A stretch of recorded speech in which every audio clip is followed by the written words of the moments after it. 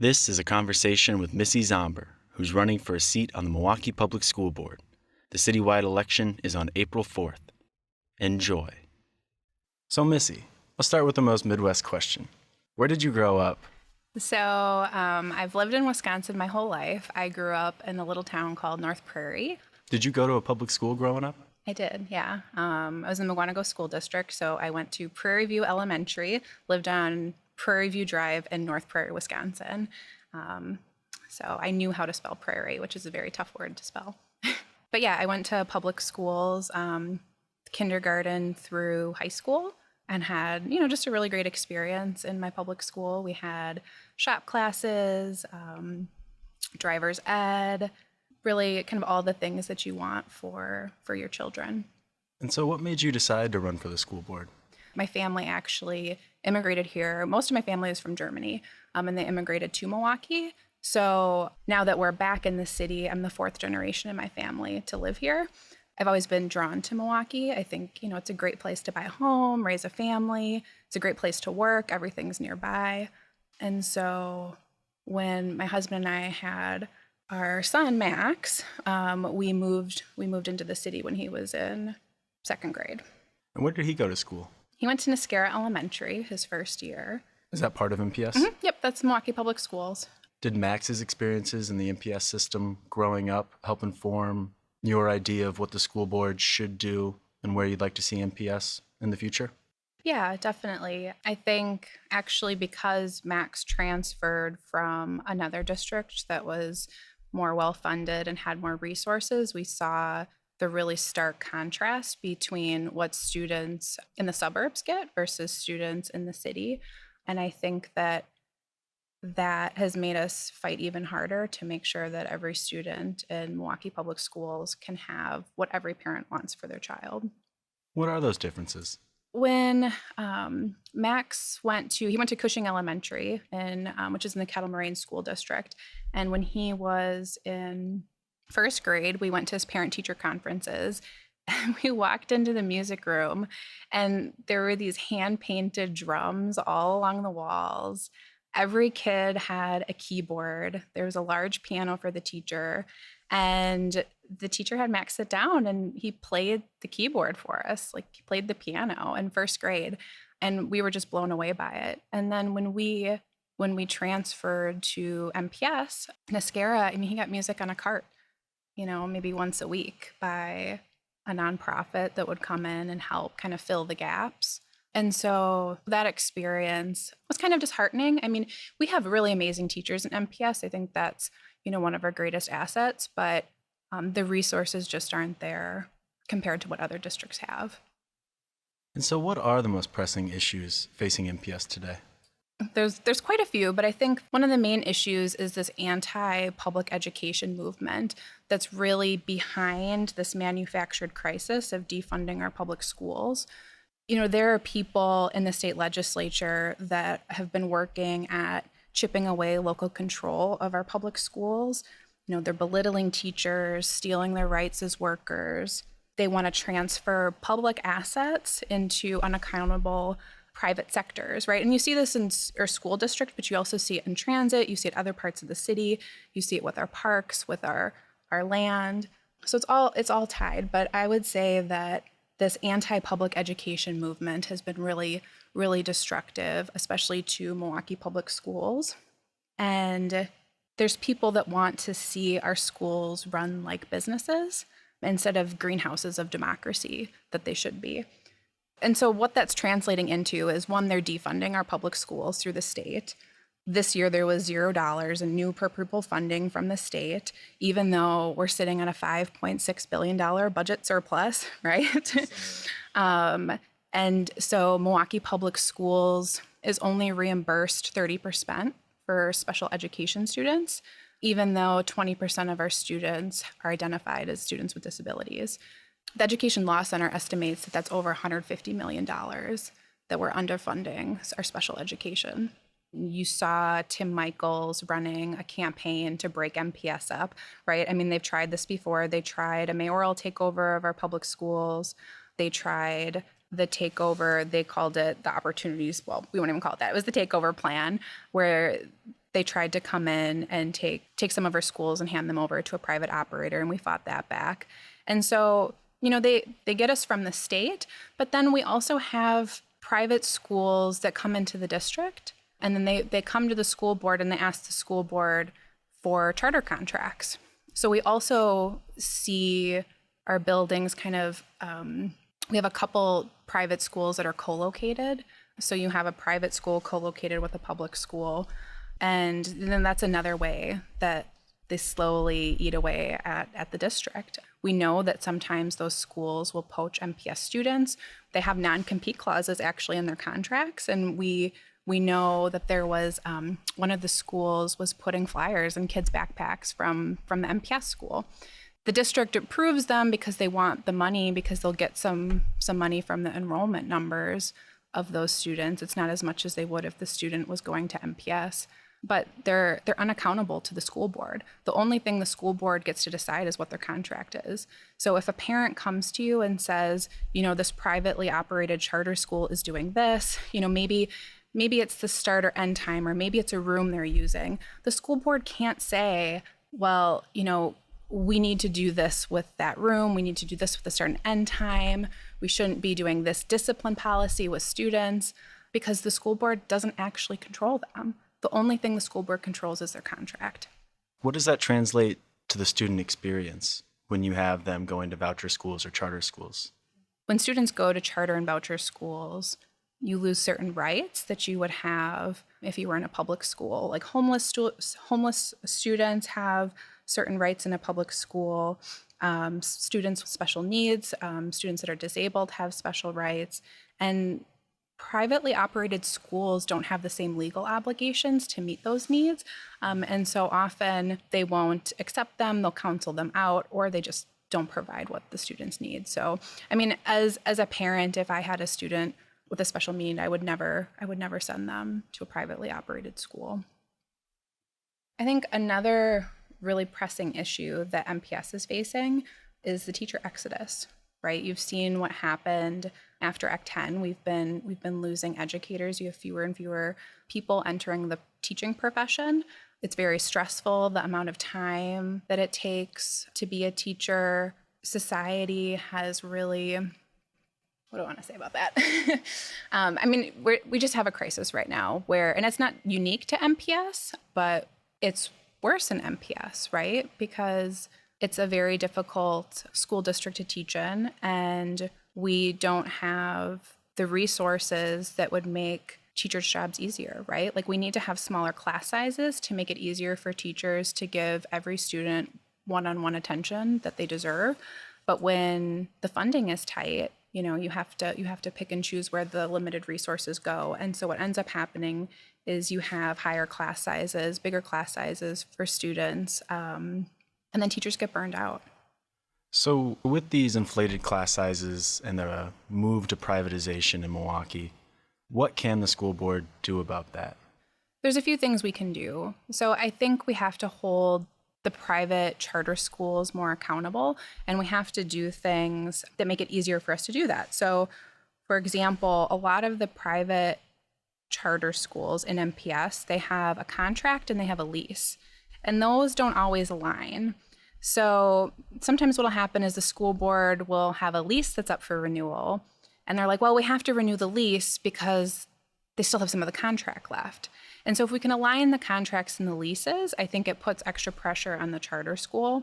Because if there is an issue, and we've had some very shady charter schools in MPS. Universal Academy was bribing one of our school board directors and closed. And so what would have happened if the lease and the contract were aligned? It would have been easier for the school board to say, no, this isn't working and we can't renew your charter, or, to put them on probation and say, you have to do better.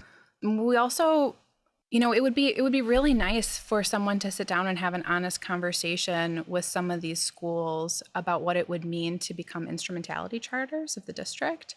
And what that means is, so there's an instrumentality chart, and actually this might be like too way in the weeds for an interview, but I like it. So there's what we call non-instrumentality, and these are the privately operated schools where the teachers are not employees of the district, right? So they're not going to be members of the Milwaukee Teachers Education Association. Those are the schools that have their own contracts. And we also have instrumentality charter schools, and those are schools that are more true versions of the district, and they actually have employees who are employed by Milwaukee Public Schools. And so when the school board has a resolution, for example, like the sanctuary district resolution that would protect immigrant students against ICE agents, when MPS passed that, those are the schools that would fall under MPS policies, whereas you have the non-instrumentality charter schools that wouldn't fall under that. And so what does that mean for the students in a privately operated charter school or a non-instrumentality charter school? Does a sanctuary district policy apply to them? Like, probably not. And so, I mean, fundamentally, that's kind of what's at stake. And that's why we have to defend our democratically elected school board and make sure we keep that. Actually, there's a private charter school coalition in the city called City Forward Collective. And if you look at their website, they have some publications on there. And they've been doing some parent surveys and community surveys. And it looks like they're trying to build the case for a legislative policy change to actually make parts of the MPS school board be appointed either by the mayor or the common council instead of elected. And so they're trying to build the case through the survey. And the irony of it is most of the people in that group, their boards aren't even public. You know, they don't even have a board, right? Like that they don't have a school board that's democratically elected. They have a CEO, and they maybe have some people who are like financial bankers or, whoever they find to do this, but they're not transparent about who are on their boards. They're not transparent about when they meet, what they talk about, how they're setting policies for the schools. So I think that's a big difference. And I think that's really interesting that they're advocating for that. I think it goes to show you that they're trying to get into the district any way they can. And so if they can't get people elected on the school board who will give them the sweetheart deal contracts that they want, they're just going to try to take it over. Okay, so now that we've talked about all the issues facing the Milwaukee public school system, what does a successful MPS look like in 10 years in your mind? So I think what we would want to see is a school district that's fully funded, a school district with small class sizes so students can have that one-on-one attention, especially in those early grades. A teacher needs to have time with students who might, be having a meltdown, right? Or crying or needs a hug or, had something happen in their family that they need to talk about. When you have 30 kids in a class, especially at the early grades, you don't get to give that one-on-one attention. So I think, first of all, our class sizes would be smaller. We would have more recess for our students because there would be less testing, less of these standardized tests that take up a lot of our time. We would have nutritious meals that students want to eat that, meet their dietary and religious needs. There'd be choices for the foods that they eat. We would have robust transportation options for all of our students. The buses would come on time. We would also have more restorative justice practices in our schools instead of punitive practices. So you would see, fewer suspensions and I think they would be really peaceful, enjoyable schools filled with joy. Educating students isn't a secret. Like sometimes there's these groups, they go and they're like, oh, what do we have to do to increase test scores? It's not a secret. We know what works. We just need the funding to do it, the people to do it, the space to do it. It's not a secret. So, the other thing that parents would really love to see for their students is, in the higher grades, we want to prepare children for whatever they want to do in life, right? So we want them to be good critical thinkers. We want them to know how to be citizens in a democracy. We want them to be prepared for whatever career path it is that they want to take. So whether they want to go to college, get in the trades, And so, especially at the higher levels, we want students to be able to start experiencing different opportunities that are afforded to people in other districts. And some of that's actually related to transportation. We have a lot of students in Milwaukee Public Schools that don't have a way to get to apprenticeships or internships. It makes it really difficult for them to get those opportunities. So one of the ideas that I've had for some time now, and some of this goes back to my time working with the transit union. I've talked about this idea with folks at the transit union before, but it's to give Milwaukee Public School high school students bus passes. So we would give MPS high school students bus passes that are good 7 days a week, not just to and from school. People are like, oh, how are you going to fund that? I'm like, well, the city wanted to put a streetcar downtown to go around in circles, and it's free for tourists to go ride around downtown in circles. So if we can do that, we can find funding, we can find a way, whether it's donors, whether it's through climate grants, we should be able to find a way to get transportation for MPS students. And if MPS students had bus passes that they could use 7 days a week, it would increase the culture of transportation, especially at an early age. And those would be future riders, because we know that climate change is real, the climate crisis is here, and we need to do everything we can to reduce carbon emissions. And we're going to need more people to ride on public transportation to do that. So I think it's really looking towards the future, but also giving students those opportunities. I mean, we could also, MPS already buys, I think they have about over 2,000 students that have bus passes, MCTS passes. But, if we expanded that to every student and found a way to work with the county board, MPS, or, maybe some private funders, I think that would really go a long way. We also could look at providing support staff with bus passes. So we have a lot of food service workers. Actually, that's one of the reasons the district says we're having such a hard time providing better food, is because we're short hundreds of food service workers. And some of the food service workers I've met throughout the years, they take the bus. And so, if we could provide a bus pass to some of our food service workers or support staff, would that help them get to work and help them stay in the district? So if you are elected to the board, what are the first steps you're going to take to making that vision a reality? Well, for the bus passes specifically, I would love to see us build an actual coalition of students, teachers, transit union workers, elected leaders, maybe on the county board, a couple school board members, and let's sit down and let's talk to students and survey students to see what they actually need, right? To make sure that this is something they truly need. I mean, we think they do, but let's be sure. And find out what it would mean to them, and build a coalition so that the students can be there talking to maybe potential funders. They could be talking to the county board, because we're also going to need the county board to help fund this. Let's bring MCTS to the table to see what would make the most sense. So I think building a coalition of all the stakeholders is really the first step to doing this, makes it more democratic. And then, maybe we do a pilot program for a year and then survey the students again after the pilot program, so that we can show the impact that it had on their lives. Is that kind of your philosophy overall? Getting people's opinions and their concerns directly from the source? Yeah, definitely. Actually, when I was in college, we were active in Occupy Milwaukee, and we thought for sure that if we thought we knew what the community wanted, right? So we thought, okay, police brutality in this community is the primary concern. And so we went door to door and we had the survey, and we asked all of the neighbors in this neighborhood what their primary concern was. And we thought, okay, it's going to be police brutality, right? And it wasn't, it was the garbage. And so we're like, okay, well, let's go help them pick up the garbage. And what we did was we had some days where we, told the neighbors we're going to go do this to help them. We were going to shovel, pick up the garbage.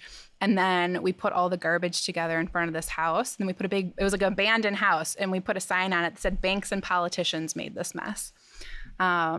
And so, you do have to listen to people to figure out what the primary issues are. And I think if we're listening to students, I mean, There's student groups that have been surveying their peers, and they're saying the biggest issue right now is the school food. And so we have to do something about that. And, maybe my biggest concern in MPS isn't necessarily what the students are, but I think if, as a school board member, I would listen to my constituents, listen to students and families, and make sure that, we're writing policies and sticking to those policies.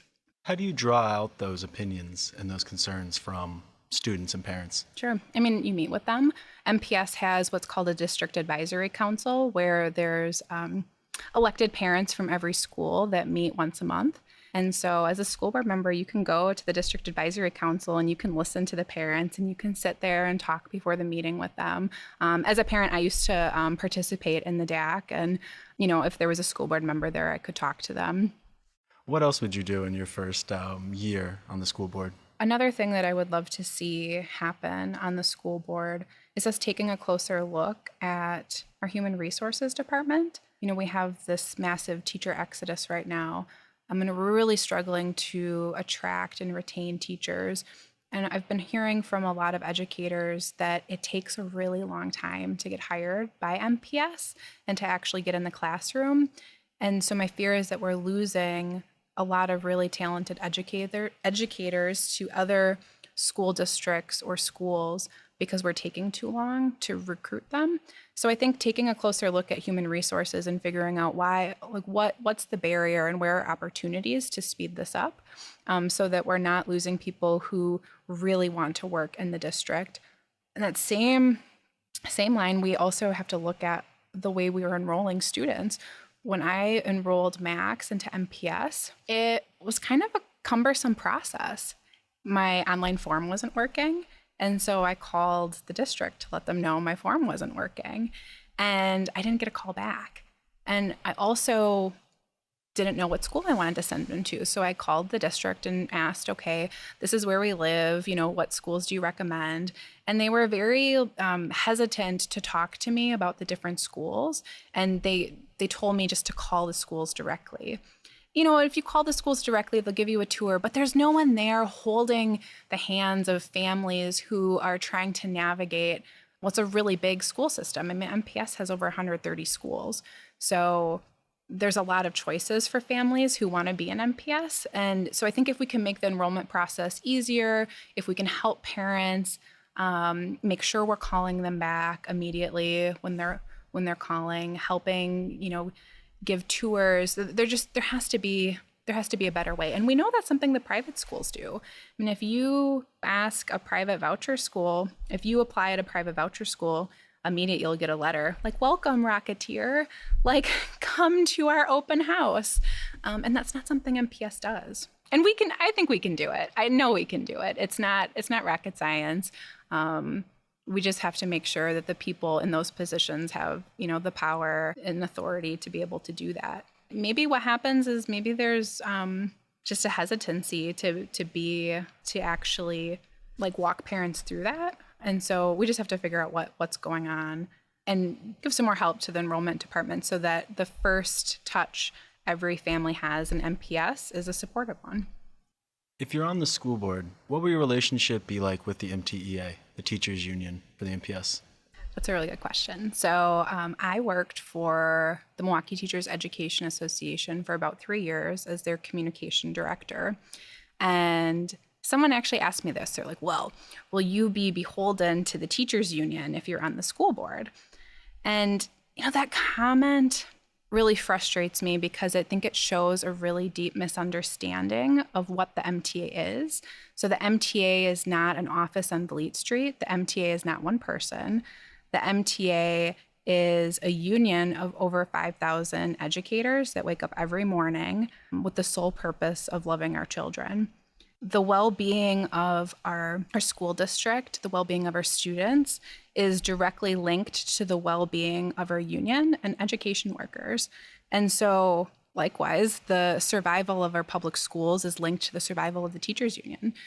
I take my commitment to educators very seriously and will absolutely work with the union as well as families and students because we're all a community and we're all in this together. So that's that's what my relationship with the MTA means to me. I think a lot of my advocacy comes from sitting in school board meetings since, Max, actually even before Max went to MPS, I was sitting in MPS school board meetings. So when he was in kindergarten, and he's 13 now. So, you learn a lot by watching what's possible, what we've already done, but also by what's still missing. What drew you to the MTA meetings in the beginning? So I was involved in a community coalition called Schools and Communities United. Bob Peterson actually asked me to help out with some social media work they were doing. And it was a coalition of a bunch of community organizations that were fighting to defend our MPS from a state-mandated takeover of our public schools. So I was doing work with SCU, and MTA was one of the community members that sat on that coalition. And so that's where I met a lot of the union leaders and educators and just activists. Marva Herndon, who's also on the school board, she was in that coalition. She's done some amazing advocacy work with the city, bringing transparency to the city chartering process. Her and her friend Gail, they were in a group called, I think, Women for Informed Community, maybe, but we called them the Snoop Sisters because they were always finding things that some of the private schools were doing that were really harmful to students and calling them out. She did a lot of advocacy work around making sure that schools in the city had green space for kids at recess. But yeah, so I got involved with MTA kind of through that community coalition, developed some close ties to folks. And we worked really, really hard to make sure that we defeated that takeover. I mean, it's always still a threat kind of looming over MPS, the state takeover plan, but fortunately, we have not lost any schools to it so far. Were there any lessons learned from that takeover attempt you went through? Yeah, I mean, we're not going away. Like, we are not going to let them take our schools. So the lesson probably to the privatizers is we're not going away. We're going to continue to keep fighting because we know that the future of public schools in Milwaukee is on the line. I mean, there's some people that do not believe in public schools. You've seen it happen in New Orleans. You've seen it happen in Detroit. So there's a very real possibility that if we don't stand up and fight back, that public schools as we know it will cease to exist in Milwaukee. That was a conversation with Missy Zombor, who's running for the school board of Milwaukee Public Schools.